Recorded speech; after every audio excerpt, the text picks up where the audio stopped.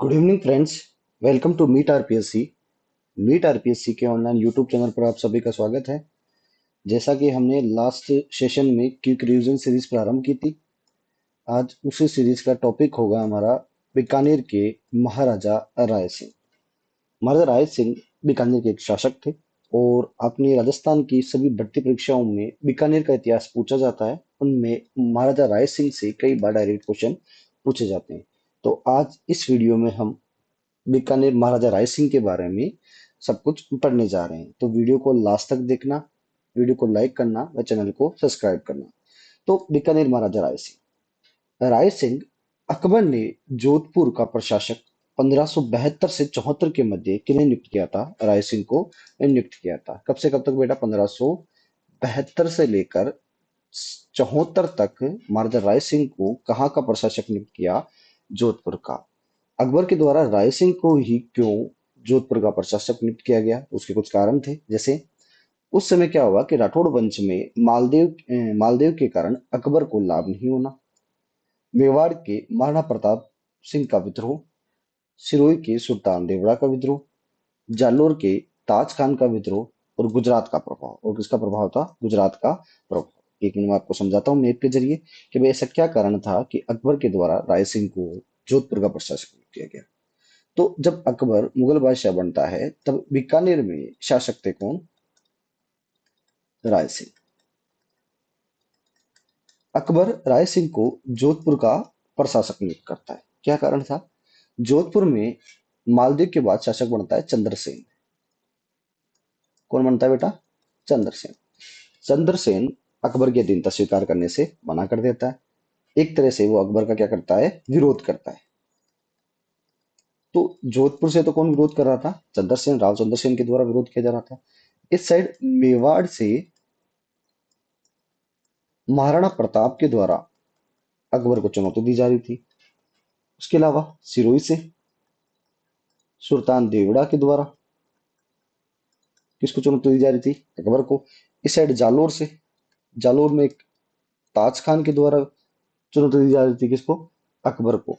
और उसके अलावा गुजरात से भी अकबर के ही भाई बंधु थे, मिर्जा बंधु, ये कंटिन्यू चुनौती दे रहे थे किसको? अकबर को। इस कारण अकबर ने मजबूरन में राय सिंह को जोधपुर का क्या नियुक्त किया? प्रशासक नियुक्त किया, ताकि वे चंद्रसेन पर, वे इन सभी राजाओं पर क्या कर सके? कंट्रोल स्थापित कर सके। तो अपने सिंपल सा ध्यान रखना है, कई बार हमारे लिए क्वेश्चन आता है कि अकबर ने राय सिंह को कब से कब तक जोधपुर का प्रशासक नियुक्त किया? तो 1572 से लेकर 74 तक। नेक्स्ट देखते हैं हम। अब प्रशासक नियुक्त करने के बाद में अकबर इन्हें 4000 का मनसबदार नियुक्त करता है। कितने हजार का मनसबदार नियुक्त करता है? 4000 का मनसबदार नियुक्त करता है। अकबर के बाद में मुगल बादशाह बनता है जहांगीर, और जहांगीर इन्हें कितने हजार का मनसबदार नियुक्त करता है? 5000 का मनसबदार नियुक्त करता है। तो मनसबदार आप सब लोगों को मालूम ही होगा कि मुगल काल में एक पोस्ट थी, एक पद थी, जिसमें भाई अकबर के द्वारा तो कितने हजार का? 4000 का, और जहांगीर के द्वारा कितने हजार का? 5000 का मनसबदार नियुक्त किया गया। नेक्स्ट देखते हैं। कठोली का युद्ध कब हुआ? 1573। मुगल शाही सेना वर्सेस मोहम्मद इब्राहिम हुसैन मिर्जा, शाह हुसैन मिर्जा, मोहम्मद हुसैन मिर्जा। मुगल शाही सेना की तरफ से राय सिंह व भगवंत दास भाग लेते हैं। कौन से युद्ध में? कठोली में। मैं आपको एक बार समझाता हूँ सिंपल सा मैप के जरिए। अपने जब हमने पढ़ा था अभी कि विद्रोह के दौरान गुजरात में मिर्जा बंधु थे। गुजरात में कौन थे? मिर्जा बंधु थे। मिर्जा बंधु जब अकबर शासक बनता है तो मिर्जा बंधु के द्वारा खुद को स्वतंत्र घोषित कर दिया जाता है। अब इस विद्रोह को दबाने के लिए बीकानेर के महाराजा राय सिंह को भेजा जाता है। मिर्जा बंधु तीन भाई थे। कितने भाई थे बेटा? तीन भाई थे। कौन कौन से? एक बार हम देखते हैं वापस। मोहम्मद इब्राहिम हुसैन मिर्जा, शाह हुसैन मिर्जा और मोहम्मद हुसैन मिर्जा। ये तीनों भाई विद्रोह करते हैं। कहाँ पर? गुजरात में। अब जब अकबर को ये बात मालूम चलता है तो अकबर वहां से शाही सेना भेजता है। तब ये तीनों भाई निकलकर, गुजरात से निकलकर अपने कहाँ आ जाते हैं? राजस्थान। और राजस्थान में भी कहाँ पर? नागौर में। कहाँ आते हैं? नागौर। नागौर में एक जगह पड़ती है कठोली। कौन सी जगह बेटा? कठोली। इस जगह पर शाही सेना वर्सेस मिर्जा बंधुओं के मध्य युद्ध होता है। उस युद्ध का नाम ही क्या है? कठोली का युद्ध। कब हुआ बेटा? 1573 में। तो कटोली कहाँ पड़ता है हमारे? नागौर में।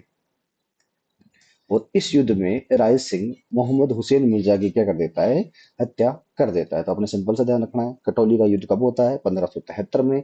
कहाँ पर है, नागौर में। अपने बताओ राय सिंह किन को हराएगा, तो मिर्जा बंधुओं को हराता है। मिर्जा बंधु कितने थे, तीन। कौन कौन से, मोहम्मद इब्राहिम हुसैन मिर्जा, शाह हुसैन मिर्जा, व हुसैन और मोहम्मद हुसैन मिर्जा। नेक्स्ट देखते हैं। 1574 में राय सिंह को चंद्रसेन के खिलाफ भेजा गया। अभी अभी उन्हें पढ़ा था कि मारवाड़ में जो शासक थे वो कौन थे, राव चंद्रसेन। तो 1574 में राय सिंह को कहाँ भेजा गया, राव चंद्रसेन के खिलाफ भेजा गया। लेकिन चंद्रसेन राय सिंह कल्ला राठौड़ से सुजत छीन लेता है, परंतु सिवाना नहीं जीत सका। 1576 में शाहबाज खान ने सिवाना पर आक्रमण करता है। कब करता है, 1576 में। मैं आपको वापस में किधर ही समझाता हूँ। हुआ यूं कि 1574 में राय सिंह को चंद्रसेन के खिलाफ भेजा जाता है। जब मालूम चला कि राय सिंह जोधपुर में थे, तब राव चंद्रसेन अपने सोजत, कहाँ पड़ता है, पाली में, वहां अपने भतीजे कल्ला राठौड़, जो किसका बेटा है, राम का बेटा, उसके पास थे। जब राय सिंह को ये बात मालूम चलती तो राय सिंह जोधपुर से आक्रमण करता है, कहाँ पर, सोजत पर, ताकि किन को गिरफ्तार कर सके, राव चंद्रसेन को गिरफ्तार कर सके। दोनों के मध्य मुठभेड़ होती है। वे कल्ला राठौड़ इसमें हार जाते हैं। राय सिंह सोजत पर अधिकार कर लेता है, लेकिन राव चंद्रसेन वहां से वापस भागकर अपने चले जाते हैं सिवाना। सिवाना कहाँ पड़ता है, बाड़मेर में। सिवाना कहाँ पड़ता है, बाड़मेर में। और सिवाना के लिए कहा जाता है कि राठौड़ों की संकटकालीन राजधानी कौन सी है, सिवाना है। तो राठौड़ों की संकटकालीन राजधानी कौन सी है,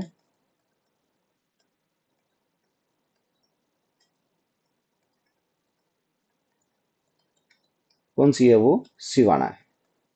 तो यहां पर राव चंद्रसेन चले जाते हैं अपने। राय सिंह भी पीछे पीछे किसके जाते हैं, राव चंद्रसेन की।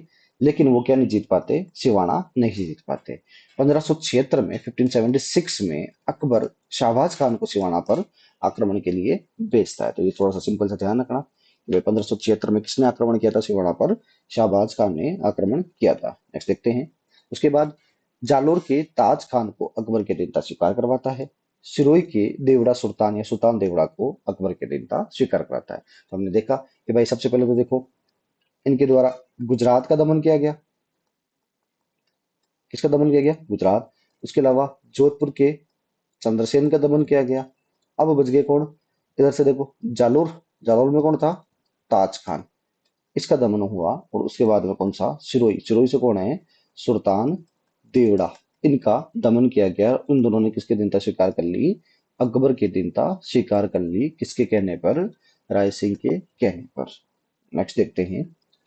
1577 में अकबर राय सिंह को 51 परगने उपहार में देता है, गिफ्ट देता है। कितने परगने बेटा, 51 परगने गिफ्ट में या उपहार में देता है। जिनमें कुछ परगने हैं जो हमारे कई बार क्वेश्चन में पूछे जाते हैं, जैसे जूनागढ़, शमशाबाद और नूरपुर। वापस बोलिए कौन कौन से बेटा, एक तो पहला कौन है, जूनागढ़, दूसरा शमशाबाद, तीसरा नूरपुर।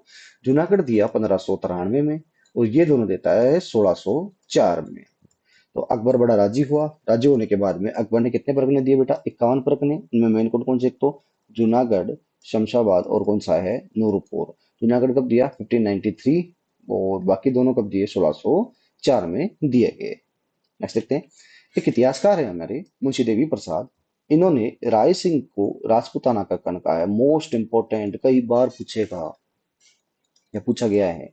मुंशी देवी प्रसाद ने राय सिंह को क्या कहा है, राजपूताना का कर्ण कहा है। राय सिंह का विवाह महाराणा प्रताप की बहन जसमादे के साथ हुआ था। किनके साथ हुआ था, महाराणा प्रताप की बहन जसमादे के साथ इनका विवाह हुआ था। खुसरो के विद्रोह के समय जहांगीर ने आगरा की जिम्मेदारी किसे सौंपी थी, राय सिंह को सौंपी गई थी। तो जब जहांगीर शासक बनता है, जहांगीर जब शासक था तो जहांगीर के एक बेटा था बेटा खुसरो, क्या नाम है, खुसरो। ये विद्रोह कर देता है। और ये विद्रोह करता है, तब इस विद्रोह का दमन करने के लिए जहांगीर खुद जाता है। तब जहांगीर किसी और पर ट्रस्ट नहीं करता है, केवल राय सिंह पर ट्रस्ट करता है। और राय सिंह को कहाँ का प्रशासक नियुक्त करके जाता है, आगरा का प्रशासक नियुक्त करके जाता है। तो कई बार ये क्वेश्चन पूछा गया है कि मुगल बादशाह जहांगीर के द्वारा खुसरो के विद्रोह के दमन के समय आगरा का प्रशासक किसे नियुक्त किया गया, तो राय सिंह को नियुक्त किया गया।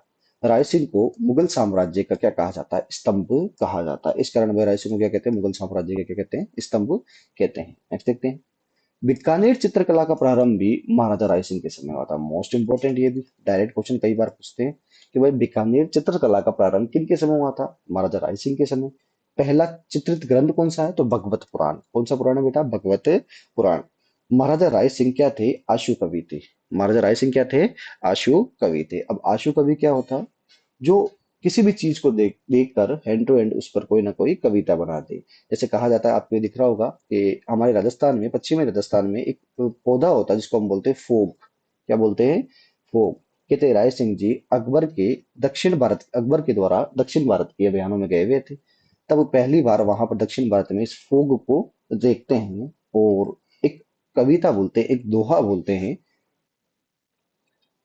तू से देसी रूखड़ो, मैं परदेसी लोग, माना अकबर ताड़ियो, तू क्यों आयो फोग। ये किसके द्वारा बोला गया था?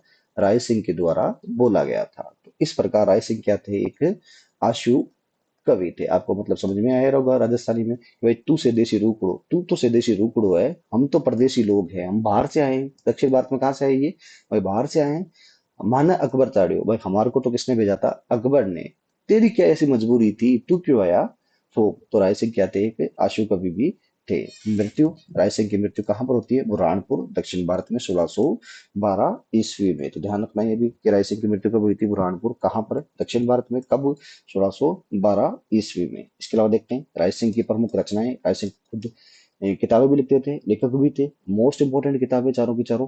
पहले कौन सी? राय सिंह महोत्सव, वेदक वंशावली, बाल बोधनी व ज्योतिष रतन माला। एक दो बार रिपीट कीजिए, वापस बोलिए। पहला कौन सा है? रायसिंह महोत्सव, वेदक वंशावली, बाल बोधनी और ज्योतिष रतन माला। चारों किताबें इंपॉर्टेंट है, कई बार पूछी हुई है। राय सिंह की किताबें कौन कौन सी है? तो राय सिंह महोत्सव, वेदक वंशावली, बाल बोधनी व ज्योतिष रतन माला। राय सिंह के दरबारी विद्वान। तो राय सिंह के दरबारी विद्वान जिनका नाम क्या है? जेसोम। जेसोम के द्वारा एक किताब लिखी गई है, कौन सी? करमचंद वंशोत्कीर्तम क्रम काव्यम। वापस बोलिए, करमचंद वंशो उत्कीर्तम क्रम काव्यम। नोट, इस पुस्तक में राय सिंह को राजेंद्र की उपाधि तथा लूणकरण की तुलना किससे की गई है? कर्ण से की गई है। तो बीकानेर के एक शासक है लूणकरण, उनकी तुलना तो किससे की गई है? कर्ण से। और राय सिंह को कौन सी उपाधि दी गई है? राजेंद्र की। कौन सी किताब में? करमचंद वंशोत्कीर्तम क्रम काव्यम में। राइटर कौन थे इसके? जयसोम थे। नेक्स्ट देखते हैं निर्माण कार्य। तो जूनागढ़ दुर्ग, बीकानेर, जूनागढ़ दुर्ग का निर्माण कार्य किसने करवाया गया था? महाराजा राय सिंह के द्वारा करवाया गया था, जो हम कभी नेक्स्ट क्लास में देखेंगे। किसके बारे में? जूनागढ़ दुर्ग के बारे में देखेंगे। ये आपके भाई बीकानेर के महाराजा राय सिंह कंप्लीट होते हैं। उम्मीद करता हूँ वीडियो आपको पसंद आई होगी। एक दो बार आप रिवीजन मानना, शॉर्ट नोट्स बनाना, इंपॉर्टेंट है ये। तो इसमें सिंपल सिंपल सी बातें आप ध्यान रखना। जैसे भाई अकबर के द्वारा कितने परगने दिए गए थे? 51 परगने। एक कई बार पूछा जाता है कि कठोली का युद्ध कब हुआ? तो 1573 में। और जोधपुर के प्रशासक कब से कब तक थे? तो 72 से लेकर 74 से। जालोर के किस शासक को हराया? ताज खान को। सिरोही के सुल्तान देवड़ा को। और गुजरात में कौन से बंधु थे? मिर्जा बंधु। कितने भाई थे? 3। तो ये सिंपल सिंपल से हैं। और उसके अलावा एक जागीरी कौन कौन सी मिली है? तो एक तो नूरपुर, दूसरा कौन सा था आपने? शमशाबाद, और लास्ट में जूनागढ़। तो ये आपके भाई महाराजा राय सिंह। और उसके अलावा उनकी राय सिंह की किताबें इंपॉर्टेंट है, कितनी है बेटा? 4। वीडियो को लाइक करना। थैंक यू सो मच, मिलते हैं नेक्स्ट वीडियो में।